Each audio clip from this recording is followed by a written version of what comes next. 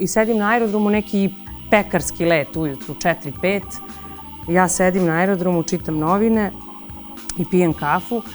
Neko prilazi i kaže, izvinite, ali slobodno da sednem ovde? Ja kažem, nije slobodno. Pa jesi sigurna? Ja pogledam, podignem glavu, ono Zdravko Čolić. Lift se spušta dole, ja ulazim u taj lift i lift treba da se popne gore i pevamo, počinje koncert, pevamo do kraja. Ja sam ušla, sve je super krenulo, lift se zatvorio, znači izjednačili smo se sa Binom. Ja pevam Panterej, koja znate koliko je teška pesma. I ja sad krećem... Napred.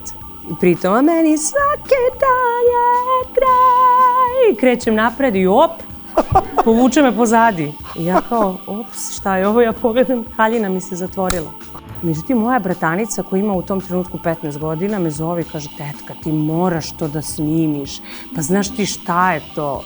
Pa znaš ti ko je on? Mislim, ja kažem, čekaj Đuki, pa nismo svi za sve.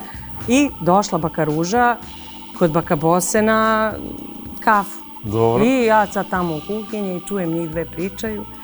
Jeli Prijo, kako ti se dopao Jelenin momak? Baba Bosa kaže, da ti kažem, Prijo, mnogo lep dečko, dobar, vidi se iz dobre porodice, sve, ima manire i to, ali ne valja mu posao. Što, Prijo? Pa ljubi se sa ženama u seriji, u filmovima, ja sve držim daljinski da promenim kanal kad krene.